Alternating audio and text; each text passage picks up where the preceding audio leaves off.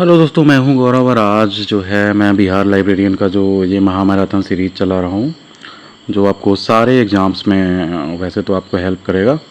तो इसका जो है आप किसी भी लाइब्रेरी एंड इंफॉर्मेशन साइंस से रिलेटेड एग्ज़ाम का प्रिपरेशन कर रहे हो, चाहे वो यूजीसी नेट हो, डीएसएसबी लाइब्रेरियन हो, ये सब, तो आप हमारे चैनल को ज़रूर सब्सक्राइब करें। और आप लाइब्रेरी साइंस से किसी भी तरह रिलेटेड हैं तो हमारे इस लाइब्रेरी फैमिली को जो प्रेप हारमनी LIS है उसको ज़रूर ज्वाइन करें, क्योंकि इसमें हम बहुत ज़्यादा वीडियोज़ लाने वाले हैं हर एक जो एग्ज़ाम्स में आपको हेल्प करेगा। तो ये ऑब्जेक्टिव क्वेश्चंस है जो आप UGC नेट हो गया, DSSSB हो गया, फिर KVS NVS लाइब्रेरियन, हर तरह के एग्ज़ाम्स में आपको हेल्प करेगा। तो ये जो है आपका लेक्चर 12 तक हमने कर लिया है, सॉरी लेक्चर 11 तक, तो ये आपका लेक्चर 12 होगा। तो 450 क्वेश्चन हमने अभी तक किया है, 451 से शुरुआत करते हैं। चलिए शुरू करते हैं। तो क्वेश्चन 451 है, choosing the right person at the right time. तो क्या हुआ कि आपको राइट पर्सन जो है सो राइट टाइम पे चूज करना। मतलब क्या हुआ कि कोई ज़रूरी नहीं है कि आप जो है लाइब्रेरी साइंस में जो है या फिर आप कहीं के लाइब्रेरियन हैं तो आपको हो सकता है कि जितने स्टाफ आपके पास हो तो उतने स्टाफ से काम नहीं चल पाए। हो सकता है कि टेक्नोलॉजी चेंज होने लगे, जैसे अभी आप देख रहे हो कि ChatGPT वगैरह जो है, लार्ज लैंग्वेज मॉडल्स जिसको कहते हैं, ये सब आ चुका है। तो इन्फॉर्मेशन जो है वो डिफरेंट टाइप से भी अब मिल रहे हैं। तो लाइब्रेरी की इम्पोर्टेंस धीरे धीरे ख़त्म ना होते जाए, इसके लिए जो है आपको, जैसे कहते हैं ना कि 5th law of library science जो है, जैसे SR रंगनाथन का क्या है, library is a growing organism. तो उसी तरह आपको स्टाफिंग वगैरह से कोई इंक्रीज करके, या फिर वैसे टेक्नोलॉजी वाले स्टाफ हो गए हैं, जैसे IT के लोग हो गए, इंफॉर्मेशन टेक्नोलॉजी यूज करके आपको लाइब्रेरी को जो है हर एक इन्वायरमेंट में जो है उसको मतलब मानो कि ज़िंदा रखना है ना। नहीं तो लाइब्रेरी का इम्पोर्टेंस ही ख़त्म हो जाएगा। आपको हर एक सिचुएशन में, समझ रहे हो ना कि कितनी, जैसे पहले लाइब्रेरी बुक्स हुआ करती थी, उसके बाद जो है जैसे जैसे IT बढ़ा, कम्युनिकेशन बढ़ा, इंटरनेट बढ़ा, प्रोसेसिंग पावर बढ़ा। अब जैसे आप देख रहे होगे कि जैसे क्लाउड कंप्यूटिंग आ गया, वर्चुअल लाइब्रेरीज आ गया, डिजिटल लाइब्रेरीज हो गया। तो लाइब्रेरीज जो है हमेशा सोसाइटी को जो है हेल्प करते हैं आपको इन्फॉर्मेशन डिसिमिनेशन में। तो उसके लिए जो है आपको स्टाफिंग जो है राइट टाइम पे चूज करना पड़ेगा। जस्ट फॉर एग्जांपल, मान लो कि इतना टेक्नोलॉजी बढ़ गया है तो कोई लाइब्रेरी में जा ही नहीं रहा है, तो हो सकता है आपको जो है ये सब टेक्नोलॉजी, लार्ज लैंग्वेज मॉडल्स के लिए भी आपको न्यू एम्प्लॉयज हायर करना पड़े। तो वही कहते हैं right person at the right time, तो इसको स्टाफिंग कहते हैं। तो ये POST, पोस्ट कॉर्प, आपको याद होगा, इसमें भी क्या स्टाफिंग आता है, समझ गए। तब देखो स्टाफिंग क्या हो गया जो मैंने समझाया। Staffing involve placing the right person in the right position, समझ गए, to match their skills and qualification to job roles. In library staffing ensures librarians with cataloguing expertise are assigned to technical section, समझ गए। For example, proper staffing enhances service efficiency, recruitment is hiring motivation, समझ गए। तो ये आपका हो गया। अब तो question 452, what is called evaluation of financial transaction. Evaluation of financial transaction, जो फाइनेंशियल ट्रांजैक्शन हुआ है आपके यहाँ, उसको इवैल्यूएशन को ऑडिटिंग कहते हैं। जैसे आपको पता ही होगा, जैसे CAG हो गया इंडिया में, तो वो आपका क्या करता है कि फाइनेंशियल ट्रांजैक्शन जितने हुआ है वो सबको देखता है कि कहीं इसमें फ्रॉड तो नहीं हुआ है वगैरह वगैरह। तो ये ऑडिटिंग हुआ। अब देखो, auditing is the evaluation of financial transactions to ensure accuracy, compliance and transparency, समझ गए। In libraries audits verify expenditures on book और subscriptions against budget. For example, it detects discrepancies in acquisition records, समझ गए, budgeting plans, funds, accounting record, transaction, ये सब समझ गए। ये दूसरे सबको एक्सप्लेन किया हुआ है, समझ गए। अब देखो, PERT is a technique for, ये मैंने आपको पहले बताया था, क्या था PERT, programme evaluation and review technique. कि आप जैसे पहले के लेक्चर देखोगे तो उसमें मैंने डिटेल में ये एक्सप्लेन किया था कि ये सिस्टम एनालिसिस है कि आपका कोई जैसे गोल है किसी चीज़ में, तो वो गोल आपने जो डिज़ाइन किया है मेथड, उससे वो कंप्लीट हो पा रहा है कि नहीं, तो वो PERT is a technique for system analysis होता है। समझ गए? अब देखो एक्सप्लेनेशन देखते हैं। PERT जो है programme evaluation and review technique is a system analysis technique used for planning and managing complex projects by analysing task, dependencies and timeliness. समझ गए? In libraries, PERT analyzes systems like automation projects to ensure timely implementation। तो वही मैंने कहा कि कोई भी जो आपका गोल है या ऑब्जेक्टिव है, तो वो टाइमली इम्प्लीमेंट हो, और जैसे इम्प्लीमेंट होना है, अगर कम्प्लेक्स टास्क है तो उसको छोटे छोटे टास्क में जो है तोड़ के वो इंडिविजुअल टास्क जो है कंप्लीट हो, तो वो PERT कहलाता है, programme evaluation and review technique. तो ये सिस्टम जो आपने डिज़ाइन किया है उसका एनालिसिस के लिए यूज होता है, ये इम्पॉर्टेंट है। अब देखो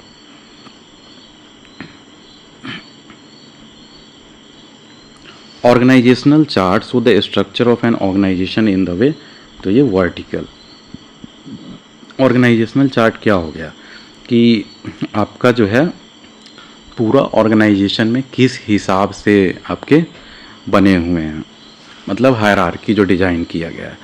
तो आप किसी भी इंस्टीट्यूशन में जाओगे तो जस्ट फॉर एग्जांपल आपको इंस्टीट्यूशन है तो उसका ऐसे अगर हो सकता है कि सबसे ऊपर डायरेक्टर हो, के नीचे रजिस्ट्रार हो, और अगर टेक्निकल डिपार्टमेंट में जाओ तो हो सकता है पहले PCTO जो कहते हैं प्रिंसिपल चीफ टेक्निकल ऑफिसर, हो सकता है उसके बाद CTO चीफ टेक्निकल ऑफिसर, उसके बाद टेक्निकल ऑफिसर हो, उसके बाद टेक्निकल असिस्टेंट हो। तो इस हिसाब से समझ रहे हो ना, जो हायरार्की जो डिज़ाइन हुआ ना ऊपर से नीचे या नीचे से ऊपर, तो उसको कहते हैं ऑर्गेनाइजेशनल चार्ट।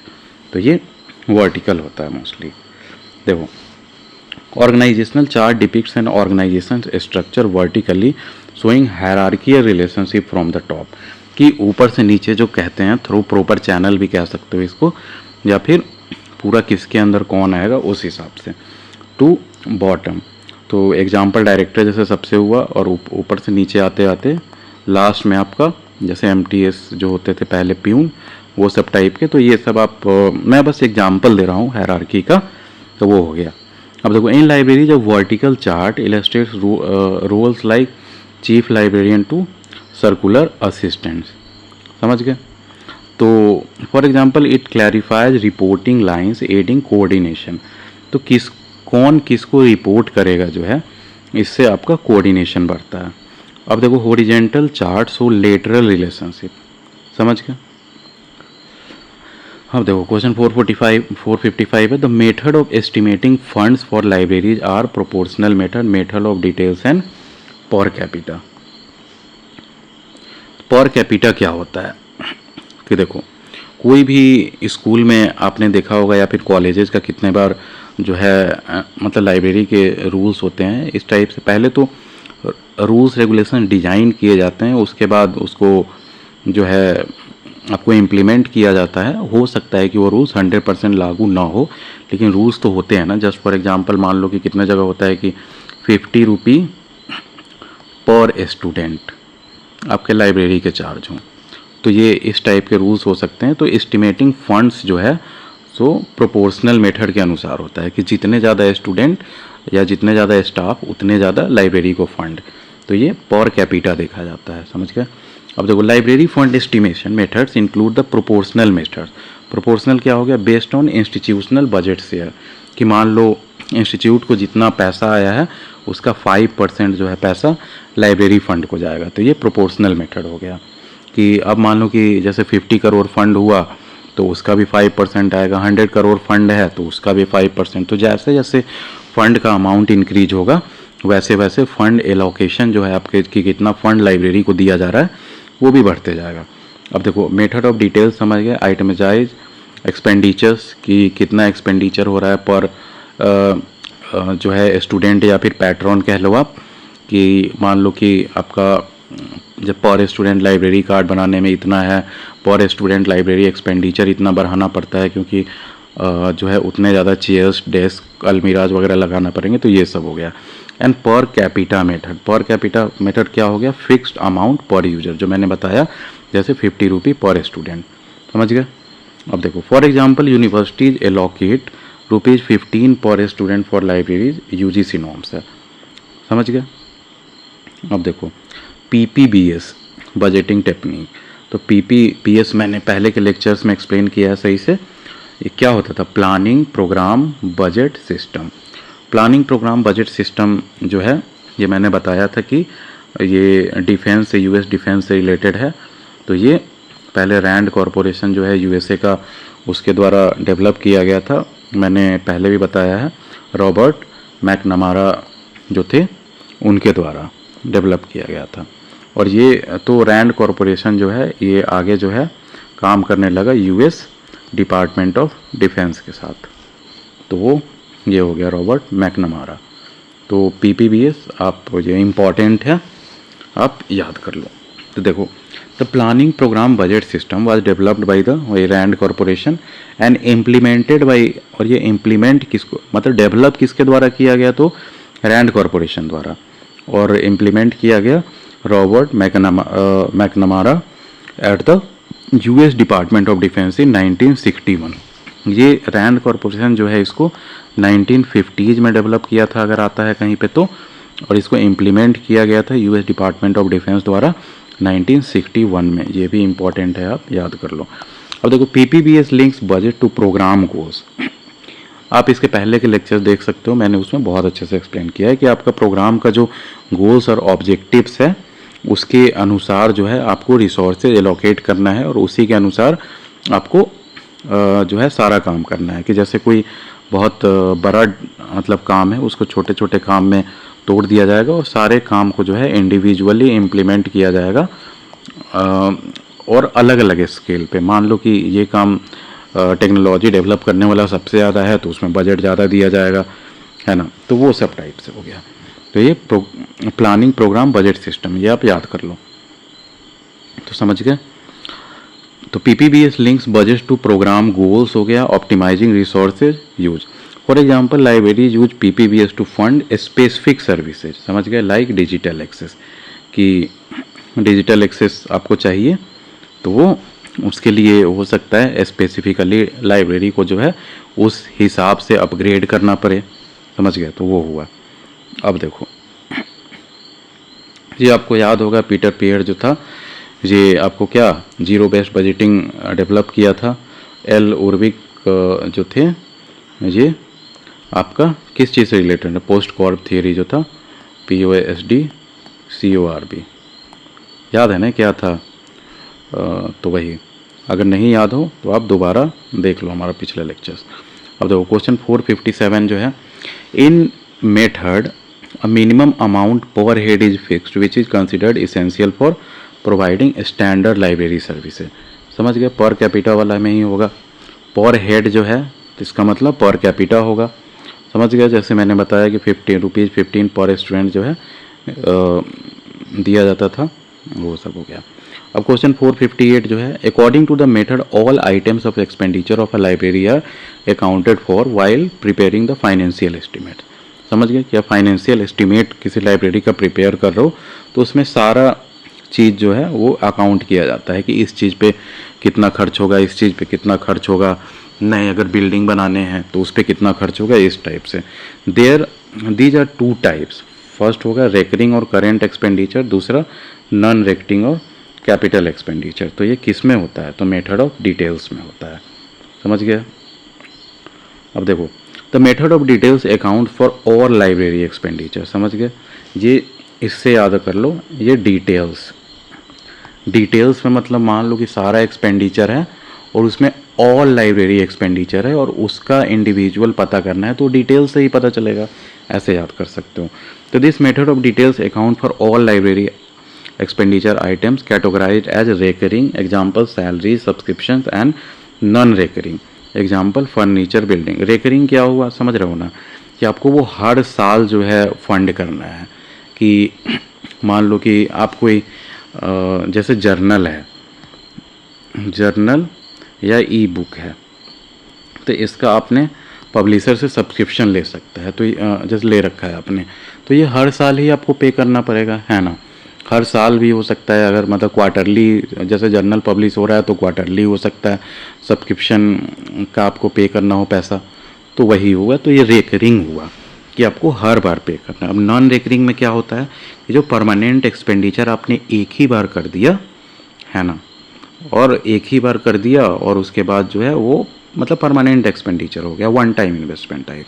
जैसे लाइब्रेरी बिल्डिंग बन गया, उसमें फर्नीचर्स हो गए, बुक हो गए, या इंटीरियर डिजाइनिंग आपने करवाया है, अलमीराज आपने ख़रीदा है, मतलब आईटी का कोई सिस्टम ख़रीदा है, सॉफ्टवेयर, तो ये सब नॉन रेकरिंग हो गया। समझ गए।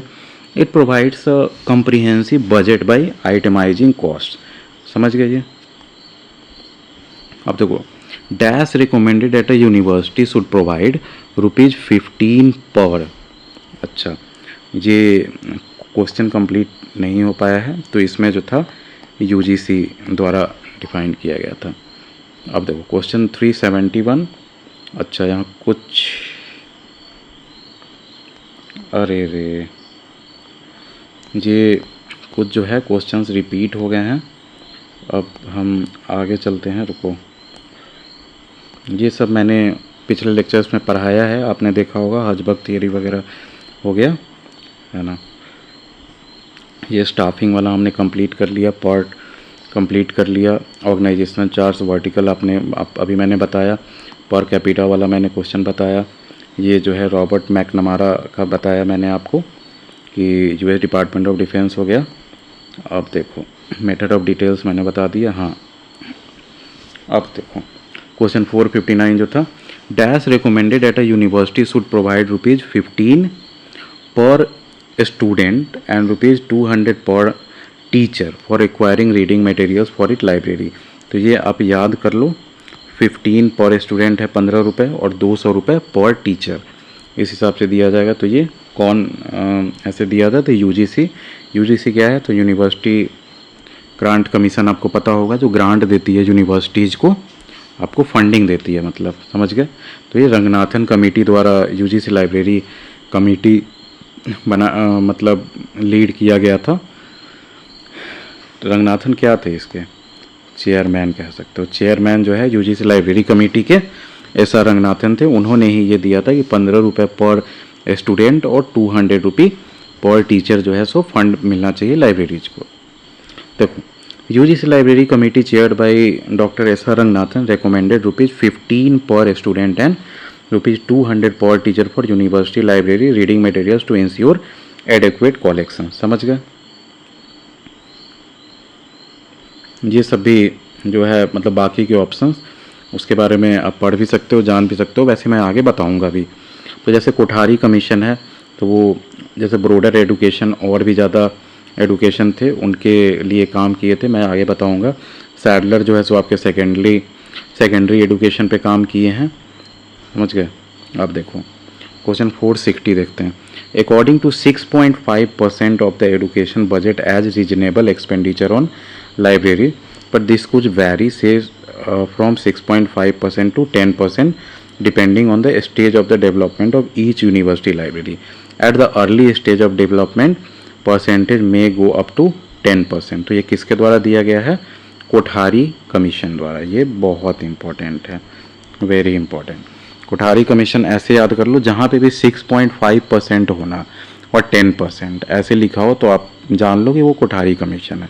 कि स्टार्टिंग में जब लाइब्रेरी बन रहा हो तो ज़्यादा फंडिंग देना पड़ता है, कितना? 10% के आसपास। जितना भी फंड है आपका जो है यूनिवर्सिटीज़ का, मतलब यूनिवर्सिटी लाइब्रेरी के लिए है आपका, ये याद कर लो, यूनिवर्सिटी लाइब्रेरी के लिए कोठारी कमीशन। तो ये 1964 से 1966 के आसपास में कमीशन था, और ये 6.5% to 10% of the education budget जो है यूनिवर्सिटी का, वो आपको लाइब्रेरीज को मिलना चाहिए। ये आप याद कर लो, वो कोठारी कमीशन दिया हुआ है। अब देखो the Kothari commission, Kothari education commission कब का? तो वही जैसे मैंने बताया 1964 से 1966 recommended allocating 6.5% to 10% of the education budget to university libraries with up to 10% for developing libraries to build robust collection। समझ गए।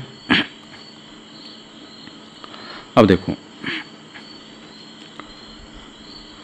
Generally money spent on buildings costly equipment and furniture is shown against, जैसे मैंने बताया था non recurring expenditure अभी 3-4 question पहले, कि जो आपका परमानेंट मतलब स्पेंडिंग है, जो एक ही बार आप स्पेंड कर रहे हो मेन एसेट्स बनाने के लिए लाइब्रेरी के, तो वो आपका नॉन रेकरिंग में आ जाता है। और जैसे पेरियोडिकल्स हो गया, ई बुक्स हो गया, जर्नल्स हो गया, ये सबको आप सब्सक्राइब करके रखे हो तो उसका पेमेंट हर साल या फिर हाफ ईयरली या क्वार्टरली जैसे भी पे करना पड़ रहा है, तो वो रेकरिंग एक्सपेंडिचर्स होता है।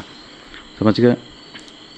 देखो, तो money spent on buildings costly equipment and furniture is classified as non recurring और capital expenditures as these are one time और लॉन्ग टर्म इन्वेस्टमेंट। समझ गए? अब देखो question 462, expenditure which occur almost throughout the year like on books on periodicals, stationery and postage, binding and contingency, salaries, wages etcetera, ये सब क्या था? Recurring expenditure जो मैंने बताया था। करेंट एक्सपेंडिचर भी इसको कहते हैं कि करेंटली आपको इतना स्पेंड करना है। और नॉन रिकरिंग को कैपिटल एक्सपेंडिचर कहते हैं कि कैपिटल एक बार आपका एक्सपेंड हो गया। और ये क्या हो गया? करेंट, कि करेंट में क्या हो गया कि करेंटली आपको इतना स्पेंड करना है, ऐसे आप याद कर सकते हो। तो रेकरिंग और current expenditure includes ongoing cost like book, periodicals, stationery, postage, binding, salaries and contingency which occur throughout the year. समझ गए आप? अब देखो question 463, such funds are generally donated by some philanthropist. Philanthropist किसको कहते हैं? जो आपको डोनेट करते हैं। जैसे मान लो इंडिया में देखो टाटा जो कंपनी है, कितने सारे हॉस्पिटल्स बनाए हुए हैं, मतलब कैंसर हॉस्पिटल है मुंबई में, इसी हिसाब से एडुकेशन पे कितना एक्सपेंड कर रहे हैं, तो ये सब जो है फिलांथ्रोपी में आता है। तो तो such funds are generally donated by some philanthropist interested in the development of education, तो इसको एंडाउमेंट फंड्स कहते हैं। ये भी बहुत इम्पॉर्टेंट है।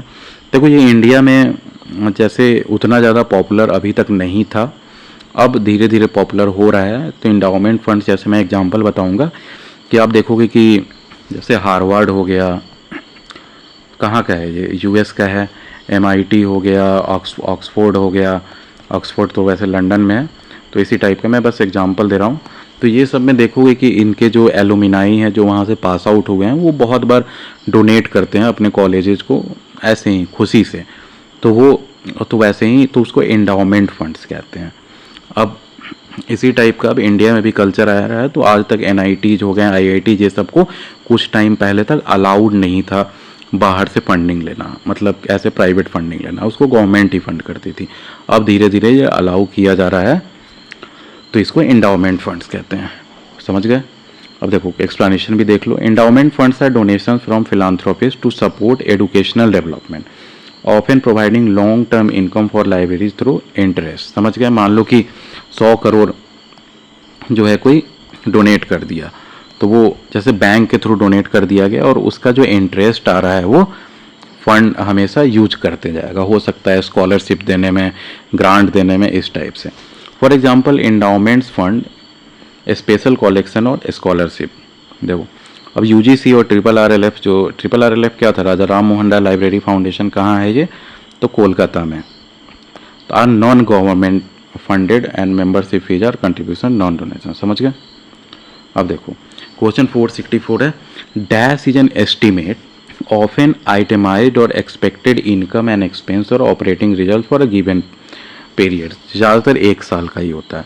तो ये कौन होगा? देखो जहाँ पे आपका खर्च हो, स्पेंडिंग और इनकम, तो ये जहाँ पे देखा जाए तो इनकम और एक्सपेंसेस, तो ये मोस्ट हमेशा बजट ही होता है।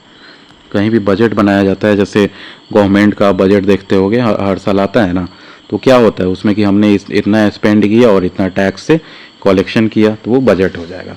अब आइटमाइज एस्टीमेट क्या हुआ? जैसे आप बजट देख रहे होगे कि इंडिया का ही बजट जो हर साल आता है, तो उसमें क्या होता है कि जैसे आइटमाइज मतलब हर एक आइटम के लिए अलग अलग देखते होंगे। एडुकेशन डिपार्टमेंट को इतना दिया गया, डिफेंस को इतना दिया गया, फिर जब फाइनेंस मिनिस्ट्री हो गया इतना दिया गया, सैलरीज के लिए कुछ पैसे दिए गए, तो वही आइटमाइज एस्टीमेट हो गया, हर एक आइटम के लिए अलग अलग।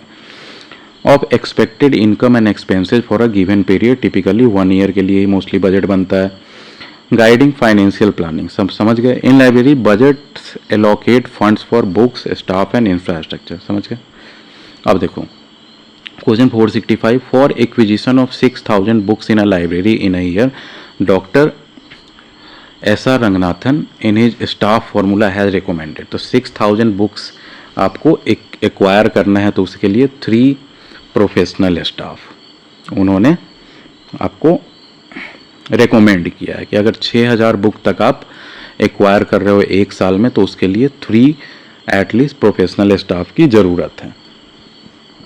ये भी इम्पोर्टेंट है। तो ये पूछता है एग्ज़ाम में कि ऐसा रिकमेंडेशन जो है तो किसके द्वारा दिया गया है, या फिर ऐसे भी पूछ सकता है कि 3 प्रोफेशनल स्टाफ वाला जो रूल है किसने दिया है और किस चीज़ के लिए दिया है।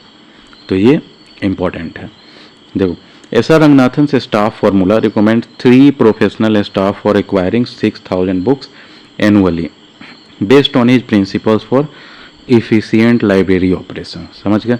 This accounts for task like selection, ordering and accessioning, ensuring quality control। समझ गए? For example 3 staff can handle high volume acquisitions in academic library. 1 और 2 स्टाफ जो है वो कम पड़ जाएंगे, इनसिफिशियंट। अब देखो क्वेश्चन 466 है systems approach dash to achieve a common goal तो ऑर्गेनाइज्ड ह्यूमन एफर्ट। ये बस याद कर लो, ये कोई ज़्यादा कॉम्प्लिकेटेड रॉकेट साइंस नहीं है कोई। The systems approach integrates organized human effort to achieve a common goal by viewing an organization as interconnected parts working together. In libraries, this approach coordinates staff, resources and processes to deliver user services. For example, acquisition, cataloging, circulation staff collaborate to ensure book availability। समझ गए ये सब? तो as a term management by objectives, मैंने बताया था ये management by objectives, management by objectives MBO जो था किसके द्वारा दिया गया था? Peter Drucker. वैसे पीटर F ड्रकर नाम था इनका कम्प्लीटली, और इनका जो बुक जो लिखा गया था 1954 में बुक आई थी प्रैक्टिस ऑफ मैनेजमेंट। ये मैंने स्टार्टिंग में जो है लेक्चर 6 या 7 के आसपास में बहुत ज़्यादा इसको अच्छे से एक्सप्लेन किया है, तो वो भी आप देख सकते हो। पहले बहुत ज़्यादा इस टाइप के क्वेश्चंस मैंने एक्सप्लेन किए हैं कि कौन सा थियोरी किसने दिया है। तो मैनेजमेंट बाय ऑब्जेक्टिव्स जो है was first use by Peter F Drucker in तो 1954।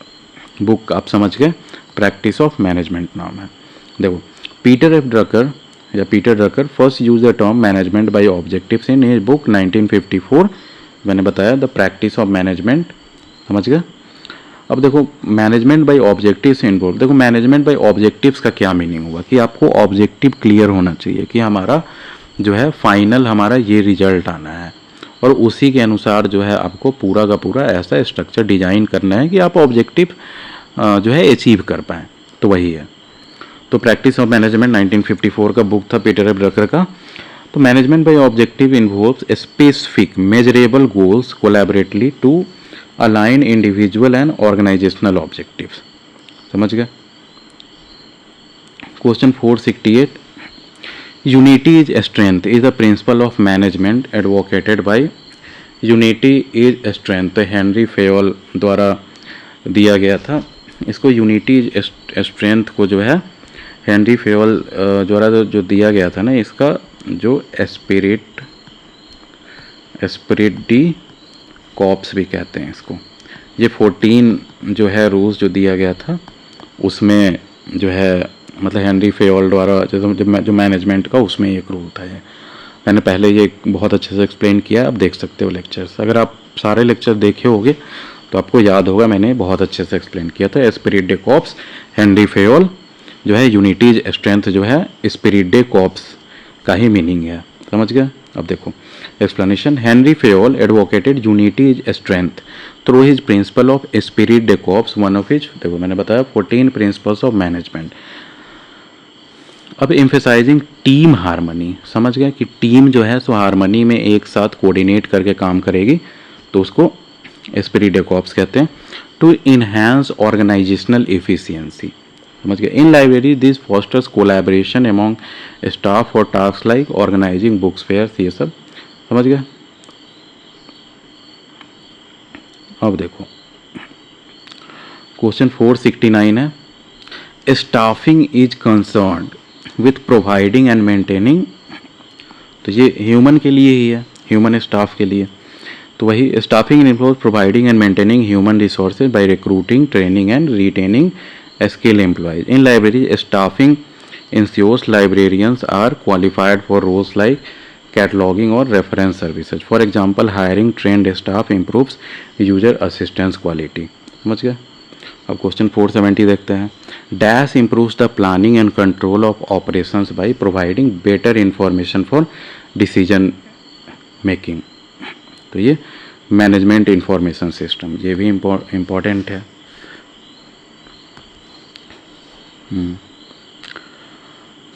देखो, अब मैनेजमेंट इंफॉर्मेशन सिस्टम जिसको MIS कहते हैं, ये इंपॉर्टेंट है, आप याद कर लो। Improves planning and control by providing accurate timely data for decision making in libraries. MIS tracks circulation statistics और budget usage aiding strategic decisions. समझ गए? अब देखो question 471। Book selection committee comes under the category of standing committee. Book selection committee जो है तो वो standing committee के अंदर आती है। A book selection committee is a standing committee as it is a permanent body with ongoing responsibility for selecting library materials. समझ गए? In libraries it regularly evaluates and approves acquisitions to meet user needs. समझ गए? Book selection committee जो है तो standing committee के अंदर आता है। तो स्टैंडिंग कमेटी कैसे कह सकते हो आप कि देखो, स्टैंडिंग कमेटी ऐसे हुआ जो कोई कमेटी बना हुआ है और वो कमेटी में कुछ मेंबर्स हैं और वो ये सब डिसाइड करते हैं कि कौन कौन जो है बुक आपका परचेज करना है। तो वो कमेटी जो है एक तरह से परमानेंट कमेटी ही तो होगा, जो परमानेंट बॉडी है जो हमेशा डिसाइड करता है with the help of data कि कौन सा बुक ज़्यादा डिमांड में है, कौन बुक कम डिमांड में है। जैसे मान लो कि 3rd ईयर में स्टूडेंट्स हैं, वो 4th ईयर में जाने वाले हैं, तो 4th ईयर के बुक्स का डिमांड बढ़ेगा, तो इस टाइप से। तो वो स्टैंडिंग कमेटी होता है। अब देखो, कार्डेक्स जो है ये आपको बहुत इंपॉर्टेंट है, हर जगह पूछा जाता है। कार्डेक्स जो है तो पीरियोडिकल मैनेजमेंट का में यूज होता है।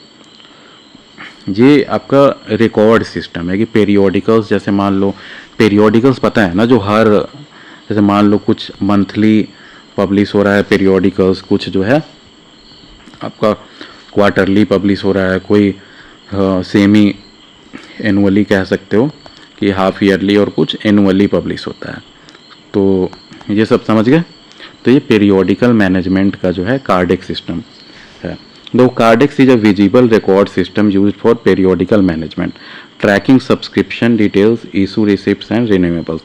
In libraries, it ensures timely availability of journals. For example, Cardex card note missed issues, prompting follow-up. समझ गए कि जैसे कार्ड्स बना हुआ है कि कोई इशू अगर मिस हो गया, मानो कि आप 100 पेरियोडिकल्स का कोई लाइब्रेरी सब्सक्राइब किए हुए, तो उसका सबका कार्ड बना हुआ है, उसमें आप टिक लगा रहे हो कि इस मंथ में आया, इस मंथ में आया, इस मंथ में आया, इस मंथ में नहीं आया। तो वो सब कार्डिक सिस्टम जो है पेरियोडिकल्स के लिए ही बनाया गया है, बस ये याद कर लो।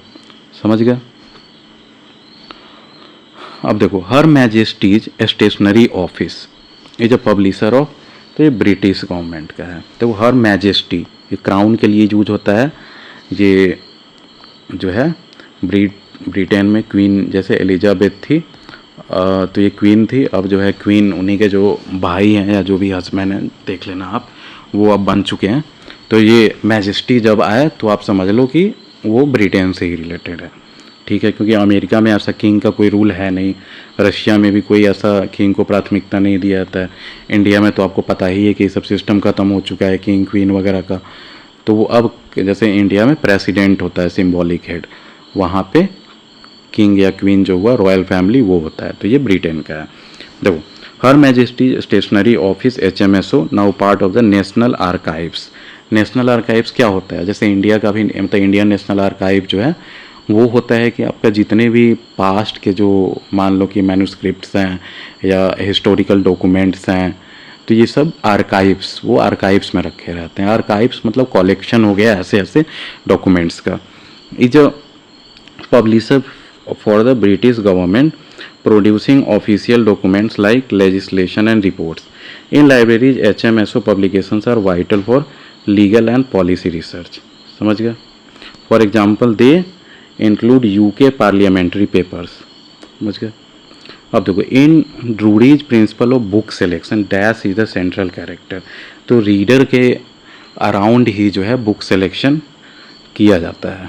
मैंने ये पहले भी क्वेश्चन वैसे आपको बताया है कि ड्रूडीज प्रिंसिपल ऑफ बुक सिलेक्शन में जो है ये आपका 1930 में दिया गया था।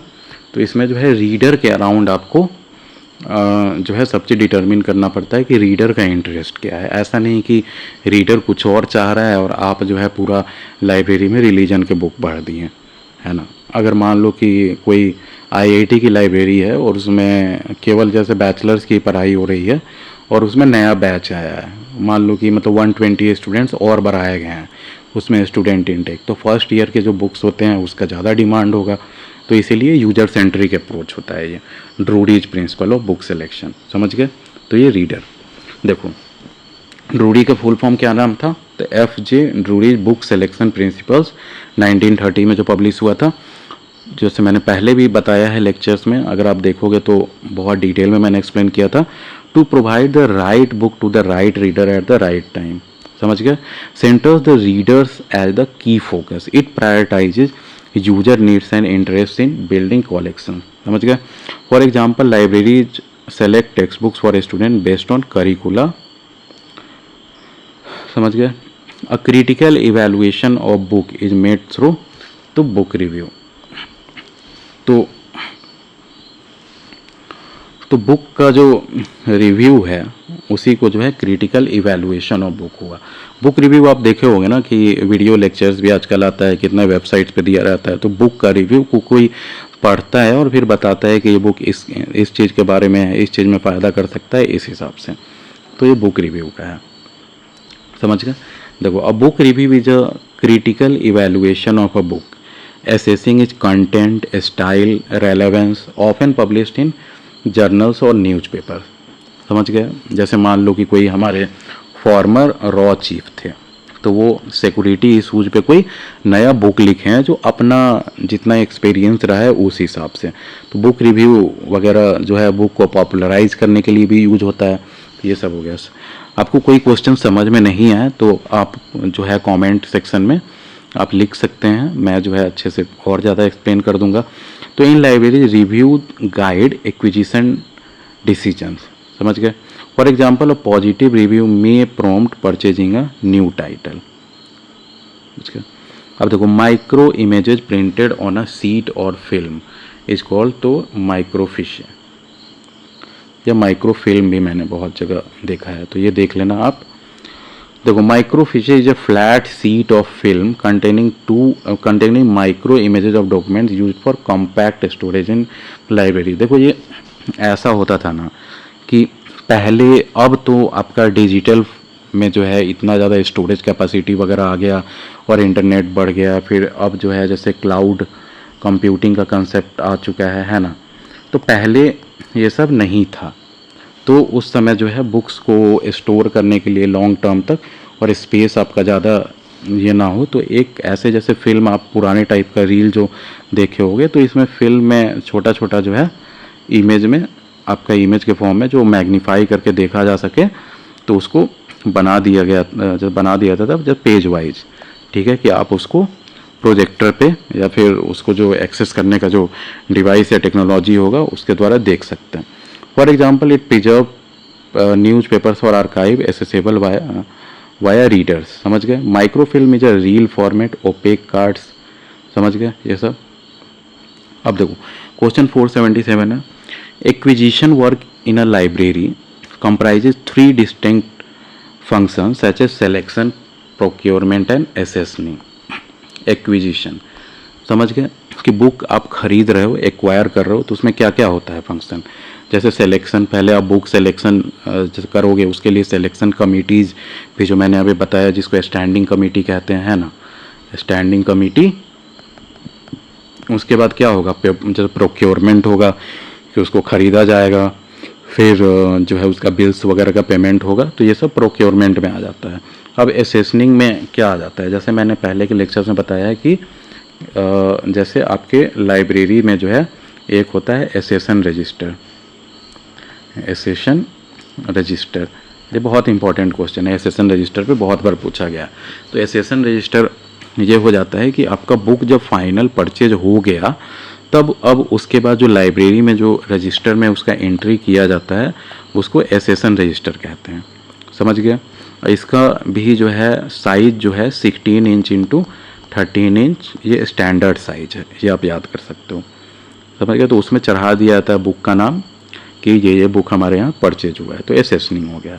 अब देखो acquisition work in libraries involve selection जो हो गया, choosing materials, procurement, ordering and purchasing, समझ गए, and accessioning, recording new items in the accession register. For example accessioning assigns unique numbers to book, ensuring inventory control. समझ गया। अब देखो question 478, newly acquired books are entered in तो accession register, जैसे मैंने बताया। तो ये क्या होता है, एसेसन रजिस्टर जो होता है आपका ये परमानेंट रिकॉर्ड होता है। आपको बुक कभी गुम हो जाए या ये हो जाए तो इसको एसेसन रजिस्टर से भी मिलाया जाता है। देखो newly acquired books are entered in the accession register, a permanent record documenting each item with details like accession number, title and cost. समझ गए। एसेसन नंबर जो है सारे बुक का अलग अलग चढ़ाया जाता है, उसका टाइटल लिखा जाता है और कितने रुपए में खरीदा गया ये लिखा जाता है। For example it tracks a libraries collection for audits. समझ गए, परमानेंट रिकॉर्ड होगा ये। अब देखो trade discount of dash is usually admissible on books, तो ये 25% ट्रेड डिस्काउंट मोस्टली दिया जाता है, तो ये भी इंपॉर्टेंट है, याद कर लो। और trade discount of 25% is usually admissible on books purchase by libraries from publishers और vendors as per standard practices in India. समझ गया। For example this discount reduces acquisition cost allowing libraries to stretch budget for more resources. समझ गया। आप देखो तो 25% याद कर लो। अब क्वेश्चन 480 है, dash decides conversion rate of foreign currencies and discount applicable to Indian libraries while purchasing books and periodicals. तो ये बहुत इंपॉर्टेंट है। देखो dash decide conversion rates of foreign currencies and discount, ये क्या हुआ, तो मान लो कि कोई आपका फॉरेन जर्नल है, पेरियोडिकल्स है या बुक्स है, तो ये आप दूसरे देश से मंगाना चाह रहे हो, या फिर मान लो कि कोई ई लाइब्रेरी ही है, मतलब ऑनलाइन भी ख़रीदा जा रहा है।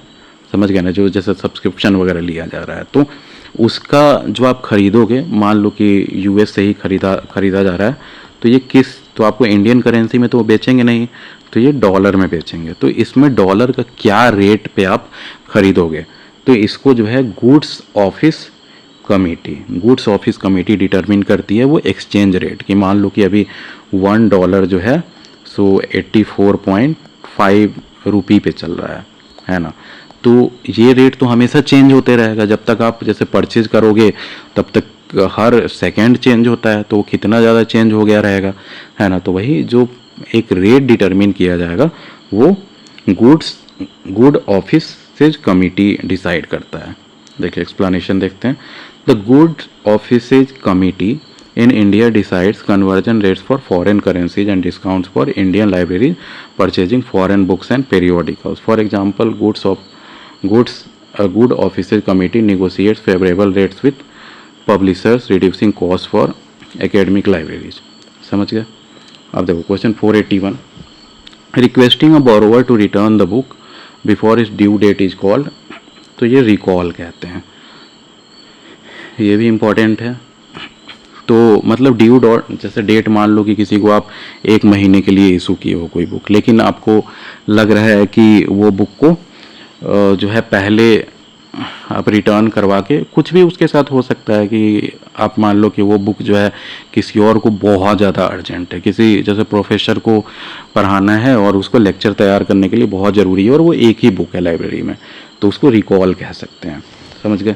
Recalling a book involves requesting a borrower to return it before the due date, often to fulfil another user's reservation और अर्जेंट नीड। समझ गए। अब देखो 482 है, a page chosen and uniformly used in all document for writing accession number is called, तो इसको assertion page कहते हैं। ये सिंपल है, देख लो explanation. The accession page is a designated page in a book, often the verso of the title page where the accession number is uniformly written to record its entry into library collection. For example, it aids in inventory tracking. समझ गए? अब देखो, तो ये तो आप मान लो कि ये जैसे टाइटल पेज हो गया. अब रेक्टो क्या कहते हैं? Recto is a right hand page, secret page है, इज अ फिक्शनल एंड, तो ये सब कुछ नहीं होता है ऐसा. देखो अब question 483, dash show the decision taken on practices of the library relating to classification and cataloguing. तो इसको ऑथोरिटी फाइल कहते हैं. समझ गए? ये भी इम्पॉर्टेंट है. अब देखो एक्सप्लेनेशन देख लो कि याद रहे आपको. तो decisions taken on practices of the library relating to classification and cataloguing. तो क्लासिफिकेशन और कैटलॉगिंग से रिलेटेड जो डिसीजन लिया गया है तो उसको ऑथोरिटी फाइल कहते हैं. समझ गए? An authority file record decisions on library practices for classification and cataloguing. Classification cataloguing तो आपको पता ही होगा कि आप बुक कोई आया है आपके यहाँ तो उसको क्लासिफाई किया जाता है कि वो किस मतलब किस चीज़ से रिलेटेड है. जैसे आप जब पढ़े होंगे जैसे कोलोन क्लासिफिकेशन जो है ऐसा रंगनाथन का, वैसे ही डेसिमल क्लासिफिकेशन है. फिर मतलब यूडीसी होता है, यूनिफॉर्म डेसिमल क्लासिफिकेशन ये वगैरह हो गया. तो ये सब जो है क्लासिफिकेशन के टेक्निक्स. और कैटलॉगिंग समझ गए आपका, जैसे कैटलॉग कार्ड्स बनता होगा आपने जैसे बचपन में पढ़ा होगा. जैसे बचपन क्या BLIS MLIS में ये जैसे टाइटल लिखा जाता था, यहाँ पे कॉल नंबर पेंसिल से लिखा जाता था वगैरह वगैरह. तो ये कार्ड्स बनता है कि आपका बुक जो है सर्च किया जा सके. यही कैटलॉग कार्ड जो है आपके ज़माने में क्या है, मार्क के फॉर्म में आ चुका है, मशीन रीडेबल कैटलॉग्स. समझ गए? Ensuring consistency in headings, example author name and subject term. For example it standardises ट्वान मार्क अक्रॉस रिकॉर्ड. समझ गए? तो इसको कहते हैं ऑथोरिटी फाइल, कि आप क्लासिफिकेशन एंड कैटलॉगिंग में जो है उसको स्टैंडर्डाइजेशन वगैरह किए हैं तो किस हिसाब से किए हैं. तो वो अगर मान लो कि देखो ऑथोरिटी फाइल क्यों नेसेसरी है, कि मानो कि कोई लाइब्रेरियन है और वो रिटायर हो गया. तो रिटायर हो गया तो उसका नया लाइब्रेरियन आएगा तो उसको कैसे पता चलेगा कि आप मतलब DDC के आधार पे जो सजाए हो या फिर कोलोन क्लासिफिकेशन के आधार पे किए हो कि UDC के आधार पे किए हो. तो इसीलिए ये सब जो है परमानेंट रिकॉर्ड टाइप रख दिया जाता है कि कोई भी नया लाइब्रेरियन आया मतलब किसी भी कारण से तो उसे समझ में आ जाए कि ये कैसे क्लासीफाई किया गया है. समझ गए? अब देखो, a reader who seeks extension of time for borrowed books is called known as तो रिन्यूअल. समझ गए कि रिन्यू जो कराया जाता है कि आप कोई बुक इशू कराए हो उसको रिन्यू करा सकते हो तो उसके डेट भरवा सकते हो रिटर्न करने का. तो renewal refers to readers requesting an extension of time for borrowed books allowing continued use beyond the original due date. For example students renew text book during exam period. समझ गए? अब तो back issues of periodicals and magazines requires. तो ये cloth binding, ये important है. Cloth binding किया जाता है ना. तो back issues of periodicals and magazines typically require cloth binding which is durable, cost effective and suitable for high use item. समझ गए? For example cloth bound journals volumes with stand frequent handling in library. तो समझ गए? अब seats before and after the text of a book is called, तो इसको and paper कहते हैं. समझ गए ना? टेक्स्ट बुक के पहले और लास्ट में जैसे ब्लैंक सीट देखे हो गया तो उसको एंड पेपर्स कहते हैं कि अंत में एक लगाया जाता है और एक पहले टाइप. समझ गए? तो ये सब आता है एग्ज़ाम में क्योंकि आप लाइब्रेरी प्रोफेशनल हो तो आप लाइब्रेरी में जाओगे, जॉब करोगे तो आपको सब चीज़ पता होना चाहिए. और ऐसा है कि कोई कहता है कि नहीं ये सब क्वेश्चन अब नहीं पूछा जाता है, इससे टफ क्वेश्चन आता है, तो आप 2-3 एग्ज़ाम दो और फिर आपको पता चल जाएगा कि कितना क्वेश्चन अनएक्सपेक्टेड आता है लाइब्रेरी में. और अगर कंपटीशन ख़त्म करना है, मतलब कंपटीशन ख़त्म का क्या मतलब हुआ कि आपको कंपटीशन कोई भी आप दे रहे हो एग्ज़ाम तो उसमें आपको सेलेक्ट नहीं किया जाता है, उसमें ज़्यादातर ये किया जाता है कि रिजेक्ट किया जाता है बाकी लोग स्टूडेंट्स को पेपर टफ बना के. तो आपको जब तक सारा नॉलेज नहीं है आप नहीं निकाल पाओगे कोई कंपटीशन.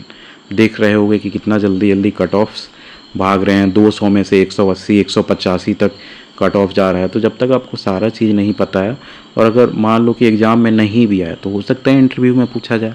इंटरव्यू में क्या कह दोगे कि सर ये इंपॉर्टेंट नहीं था। तो वही बात है। तो देखो सीट्स बिफोर एंड आफ्टर, तो इसको एंड पेपर्स कहते हैं। End papers are sheets pasted before and after a books text, समझ गए, connecting the text blocks to the cover and often use for decorative और structural processes. For example they reinforce binding in library books, समझ गए। तो question 487, human resource development is a process which aims at improving the dash of the employees of an organisation.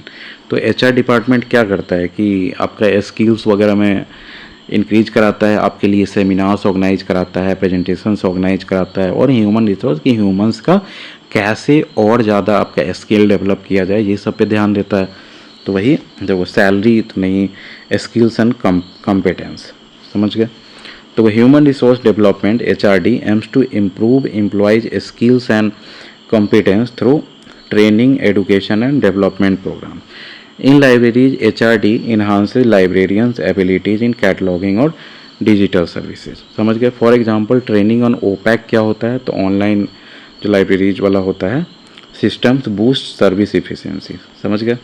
अब देखो 488 हो गया, management theory gives emphasis on customer needs and expectation. तो कौन सा मैनेजमेंट थियरी है जो कस्टमर नीड्स और एक्सपेक्टेशन को पे ध्यान देता है, तो ये मैंने बताया था TQM जो है क्या कहते हैं इसको, टोटल क्वालिटी मैनेजमेंट, कि आपका इसमें जो है कस्टमर का जो है इसमें रिव्यू भी लिया जाता है कि हम कैसे और अपना सर्विसेज को इम्प्रूव कर सकते हैं। तो ये टोटल क्वालिटी मैनेजमेंट हो गया। तो देखो एक्सप्लेनेशन देखते हैं। तो total quality management emphasises meeting customers need and expectation through continuous improvement and quality focus, में कि आपको कंटिन्यूअसली जो है इम्प्रूव करते रहना है। इट्स नॉट लाइक कि आप सोचे कि चलो एक बार लाइब्रेरी बन गया उसके बाद शुरू हो गया तो ठीक है अब चलते रहेगा, ऐसा नहीं है कि आपको कंटिन्यूअसली उसमें इम्प्रूव करते रहना है यूजर फीडबैक के साथ।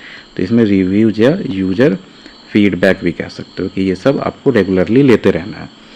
अब देखो in libraries TQM ensures user feedback TQM ensures user satisfaction by refining services like circulation or reference assistance. For example, user feedback improves resources access, समझ गए। अब देखो ये तो मैंने बताया है theory X and Y developed by तो डॉगलस मैकग्रेगर, कब, तो 1960 के आसपास में हुआ था थ्योरी X एंड Y। देखो Douglas McGregor develop theory X and Y। देखो थ्योरी X एंड Y में बेसिकली था कि थ्योरी X कहता है कि जो आपके एम्प्लॉयज़ हैं वो लेजी हैं, ठीक है, वो आराम करना चाहते हैं, कोई काम नहीं करना चाहते, तो उसको जो है आपको कंट्रोल करना पड़ेगा। अब थियरी Y ये कहता है कि यूजर को आप काम दे दो और उसके बाद उन्हें गोल दे दो और उसके बाद उन्हें खुद ब खुद जो है सो मतलब टाइम मैनेज करने दो, खुद ब खुद जो है दिमाग लगाने दो कि ये काम कैसे अच्छे से हो सकता है। कि तो इसमें माना जाता है कि यूजर जो है खुद ही काम कर सकता है, उसके पास दिमाग है, सब कुछ है, let him make the decisions कि वो कैसे करना है, आप बस गोल बता दो। और इसमें X में कहता है कि वो जो है लेजी है, वही काम नहीं करना चाहता है, तो उसको कंट्रोल करके आपको काम करवाना पड़ेगा, है ना, डॉगलस मैकग्रेगर। तो Douglas McGregor develop theory X and Y in 1960 describing managerial assumptions about employee motivation. The theory X assumes workers are lazy, needing control, while theory Y views them as self-motivated, thriving with autonomy. समझ गए। अब question 490 देखते हैं। The father of the administrative management theory, administrative management theory, तो ये Henry Fayol द्वारा दिया गया था। तो हेनरी फेयोल का मैंने पहले भी जो क्वेश्चन बताया था ना, जैसे यूनिटी इज स्ट्रेंथ वाला, जो 14 प्रिंसिपल्स जो दिया गया हुआ है मतलब जनरल एंड इंडस्ट्रियल मैनेजमेंट का, मैंने पहले भी लेक्चर्स और क्वेश्चन में बताया है। तो वो the father of the administrative management theory तो हेनरी फेयोल को कहा जाता है। और ये कब दिए थे, तो 1916 में बुक लिखे थे जनरल एंड इंडस्ट्रियल मैनेजमेंट, समझ गए। देखो अब एक्सप्लेनेशन देखते हैं। Henry Fayol is the father of administrative management theory, समझ गए, outline in 1916 book general and industrial management, समझ गए। हिज 14 प्रिंसिपल्स, जैसे मैंने बताया, like division of work and unity of command, provide a framework for organizational administration. In libraries, FAO's principles guide role allocation and coordination. समझ गए? अब देखो CPM जो है क्रिटिकल पाथ मेथड, जो मैंने पहले भी बताया, ड्यू पॉइंट कंपनी जो है ये US की कंपनी है, इसने डेवलप किया था कब? 1950s के आसपास में। तो वो 1900 से 1960 इसी के आसपास में जितना मैनेजमेंट थियरी जो है ना वो बहुत ज़्यादा आया है, समझ गए? तो ये ड्यू पॉइंट कंपनी थी, उसने क्रिटिकल पाथ मेथड डेवलप किया था। देखो, the critical path method was developed by the DuPont company in 1950s with Remington Rand Corporation जो था उसके द्वारा, to manage complex projects by identifying critical task affecting timelines. इसमें ऐसा है कि क्रिटिकल जो आपके मेन टास्क जो है ना, जिसके बिना वो काम हो ही नहीं सकता है, उसको आपको टाइमलाइन द्वारा डिफाइन करना पड़ेगा। जस्ट फॉर एग्जांपल मैं बताता हूँ कि मान लो कि आप लाइब्रेरी को जो है डिजिटाइज कर रहे हो, तो लाइब्रेरी को डिजिटाइज करने के लिए क्या क्या आपको रिक्वायरमेंट होगा? जैसे लाइब्रेरी मैनेजमेंट सॉफ्टवेयर अच्छा चाहिए होगा, हो सकता है लाइब्रेरी ऑटोमेशन सॉफ्टवेयर भी चाहिए हो, फिर आपको उसी हिसाब से स्टाफ हायर करना पड़ेगा, उसी हिसाब से स्टाफ को ट्रेन करना पड़ेगा। तो ये सारे चीज़ के लिए जो है आप अलग अलग जो है टाइम डिसाइड करोगे, और इसमें क्रिटिकल जो है चीज़, जैसे आपको स्टाफ हायर करना है तो इसमें आपको 6-7 महीने लग सकते हैं। तो इसके लिए सबके लिए जो है अलग अलग जो है आप टाइम डिसाइड करोगे, और इंडिविजुअली उसको ब्रेक करके जो है पूरा प्रोसेस को आप सबके लिए अलग अलग टाइम डिसाइड करके प्रोसेस को कंप्लीट करते हो, तो वो क्रिटिकल पाथ मेथड हो जाता है। तो वही हो गया, रेमिंगटन रैंड द्वारा डेवलप किया गया था to manage complex processes by identify critical task affecting timeline. समझ गए? इन लाइब्रेरीज CPM जो हुआ critical path method optimised project like library automation. समझ गए? अब देखो GOC जो मैंने बताया है, जैसे गुड्स ऑफिस कमेटी, मतलब क्या बताया है कि ये जो है आपके जो है जो डिसाइड करते हैं कि मतलब एक्सचेंज रेट जो है कितना होगा। आप कोई जैसे फॉरेन बुक्स या जर्नल्स वगैरह बाई कर रहे हो तो इस हिसाब से। तो GOC stands for good offices committee. Good offices committee याद कर लो, ये सेम होना चाहिए। कहीं पे गुड्स ऑफिस कमेटी लिखा हो तो वो गलत होगा, गुड ऑफिसेज कमेटी। तो देखो, GOC stand for good offices committee, of voluntary body in India that standardises book supply terms for library. समझ गए? इंश्योरिंग फेयर डिस्काउंट, जैसे मैंने बताया था कि कितना डिस्काउंट है, 25% ये मिलता ही है। And efficient service, for example GOC negotiates currency conversion, जो मैंने बताया एक्सचेंज रेट जो हुआ वही currency conversion rates for foreign publications, reducing cost. समझ गए? अब देखो question 493, posting the right person at the right place is called staffing. Staff जो है कि आपको जैसे रिक्वायरमेंट है वैसा ही स्टाफ आपको पोस्ट करना पड़ेगा। देखो, तो staffing involves placing the right person in the appropriate role based on skills and qualification, ensuring organizational efficiency. In libraries, staffing assigns catalogers to technical sections or reference librarians to user services. समझ गए? अब 494 है, a budget which mainly covers items of current revenue and expenditure। तो current revenue और expenditure को क्या कहेंगे? तो ये current budgeting होगा कि करेंटली आपका जो है कितना खर्च हो रहा है और कितना आप रिवेन्यू जनरेट कर पा रहे हैं।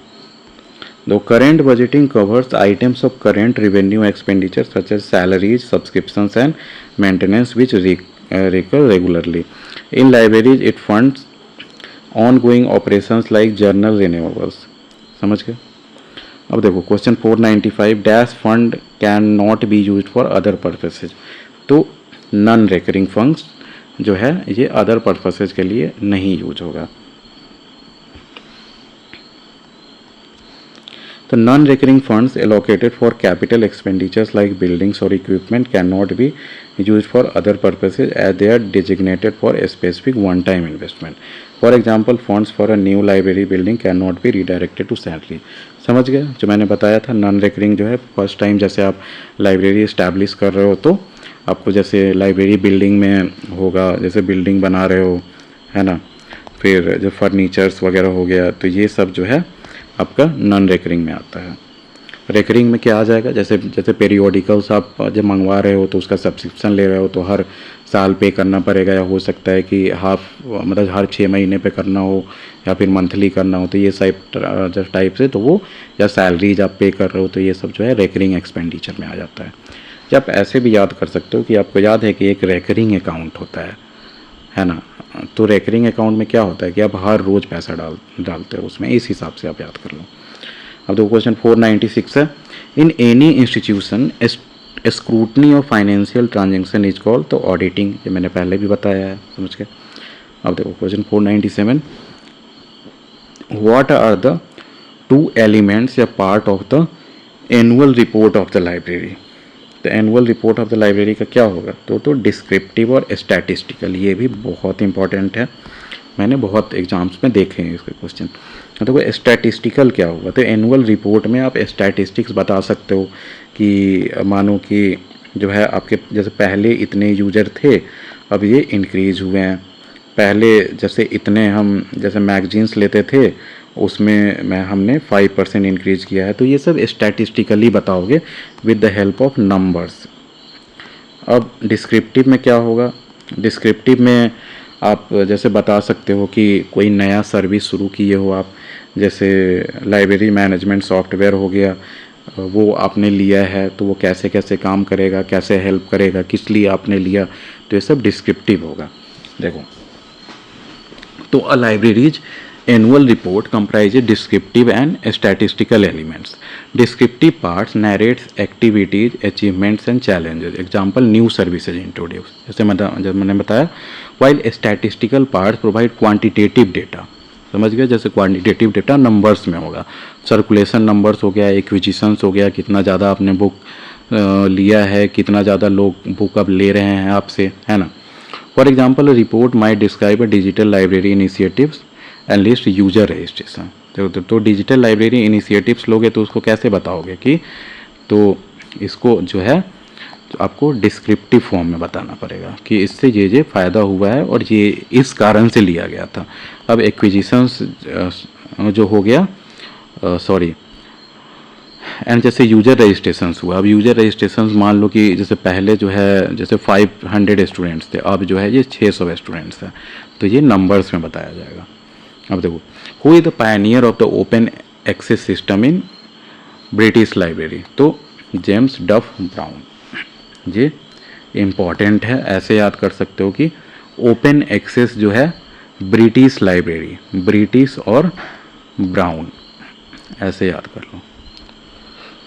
James Duff Brown pioneer the open access system. देखो ओपन एक्सेस सिस्टम क्या है, तो जैसे इंडिया में भी पहले जैसे कोलकाता वाला जो लाइब्रेरीज है, जो लाइब्रेरी था उसके बारे में आपने पढ़ा होगा कि जो है उसको जो है नेशनल लाइब्रेरी बना दिया गया। उसके बाद जो है मौलाना अबुल कलाम आज़ाद जो थे, वो जो है नेशनल लाइब्रेरी हर किसी के लिए ओपन कर दी है। पहले वो क्या था कि हर किसी के लिए ओपन नहीं था, कुछ जो मतलब ब्रिटिश पीपल थे या फिर जो पार्लियामेंटेरियंस हो गए या फिर बड़े बड़े लोग को ही एक्सेस दिया जाता था, या स्कॉलर्स हो गए उनको। अब ओपन एक्सेस देने का मतलब होता है कि कॉमन पब्लिक को आप एक्सेस दे रहे हो, समझ गए। तो ये जेम्स डफ ब्राउन द्वारा ओपन एक्सेस सिस्टम को पायनियर किया गया था। तो ये कहाँ गए थे, तो ब्रिटेन के। तो James Duff brown pioneered the open access system in British libraries in the late 19th century, allowing users to browse self directly। समझ गए, पहले ऐसा भी होता था कि आप लाइब्रेरी में जाओगे तो आप बस बता दोगे कि हमें इस टॉपिक से रिलेटेड बुक चाहिए, तो उसके बाद लाइब्रेरियन जो होता था या फिर जो डेस्क पे बैठा हुआ है या रेफरेंस लाइब्रेरियन, वो आपको सर्च करके बताता था कि इस सेल्फ पे यहाँ मिल सकता है, या हो सकता है कि वही ला के आपको इशू करके दे।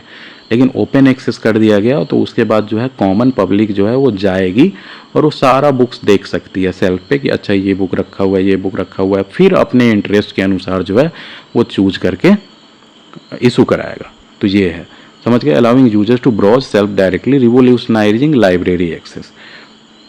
For example, his work as Clerkenwell public library, ये भी याद कर लो।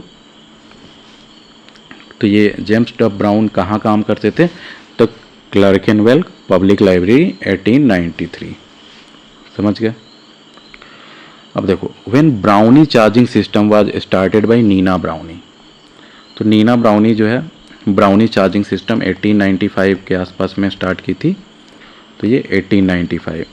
अब देखो चार्जिंग सिस्टम क्या है। चार्जिंग सिस्टम ऐसा नहीं है कि कोई मोबाइल चार्ज वगैरह कर रहे हैं, ये है कि आपको कैसे कितना फ़ाइन वसूलोगे, कैसे आप मतलब सर्कुलेशन का ये सिस्टम है। मानो कि सर्कुलेशन की बुक सर्कुलेशन है, उसको कैसे और अच्छा बनाया जाए। तो 1895 में नीना ई ब्राउनी जो थी वो उनका दिया हुआ है। तो Nina E Browne developed the Browne charge system in 1895, a manual circulation method, समझ गए, using book cards and borrower tickets to track loans. Loan क्या, तो ये हो गया बुक लोन है, यहाँ पैसे का लोन नहीं, बुक लोन, बुक किसी को आप दे रहे हो तो वो हुआ। तो इसके जो है इसमें क्या क्या होता था, तो बुक कार्ड और बोरोवर टिकट्स की, बुक कार्ड हो गया कि वो मतलब बुक में अगर है तो वो कौन इशू कराया, कितने से कितने डेट तक कराया, ये सब होगा। बोरोवर टिकट होगा कि वो बोरोवर का कार्ड होगा कि उसमें लिखा जाएगा कि आपने ये बुक इशू कराया है। तो widely adopted in libraries, it streamline landing process है, समझ गए। Who introduce Newark charge system, ये भी बहुत इंपॉर्टेंट है, ये 1900 में आया था, जॉन कॉटन डेना, ये बहुत इंपॉर्टेंट है। Newark charging system John Cotton Dana, है ना, डेना। तो John Cotton Dana introduce the Newark charging system in 1900 at the Newark public library, New Jersey. New Jersey कहाँ है, तो ये यूएसए में है। तो यूएसए न्यू जर्सी में जो है John Cotton Dana नेवाक charging system start किए थे। देखो ये इंपॉर्टेंट इसलिए भी होता है कि आपको नाम बहुत इंपॉर्टेंट है, जॉन कॉटन डेना, कब, तो 1900 में। बहुत बार क्रोनोलॉजिकली भी इसको ऑर्गेनाइज करने में आता है, जैसे आपको मान लो कि brownie charging system, नेवाक charging system, ये सब दे दिया जाए और उसके बाद कहा जाए कि कौन पहले आया कौन बाद में आया, तो इसलिए भी आपको याद होना चाहिए। देखो इसका मतलब जो ब्राउनी चार्ज सिस्टम कौन ये इंट्रोड्यूस किया, तो नीना ई ब्राउनी 1895 में, और नेवाक चार्जिंग सिस्टम कौन, तो जॉन कॉटन डेना, कब, तो 1900 में, नेवाक पब्लिक लाइब्रेरी न्यू जर्सी में। तो ये जो 2 कार्ड सिस्टम होता है, 2 कार्ड सिस्टम में क्या होगा, जैसे बुक कार्ड, जैसे मैंने उसमें बताया था ब्राउनी चार्जिंग में, एक जैसे बुक में रहता है कि कौन इशू कराया, कितने डेट तक ये बुक इशू हुआ, इस हिसाब से। और एक जो है सो बोरोवर कार्ड होता है कि बोरोवर में कि आपका कार्ड होगा कि आपने कौन कौन सा बुक कब कब इशू कराया है, टाइमली रिटर्न किया है कि नहीं किया है, समझ गए। टू ट्रैक लोन्स और improving circulation efficiency, for example it insured accurate loan records, समझ गए। तो यहाँ पे जो है हमारा लेक्चर 12 ख़त्म होता है। तो आपको कोई डाउट्स है तो आप कमेंट सेक्शन में आप हमें लिख सकते हैं, और हमारा वीडियो ज़रूर लाइक करें, शेयर करें और सब्सक्राइब करें हमारे चैनल को।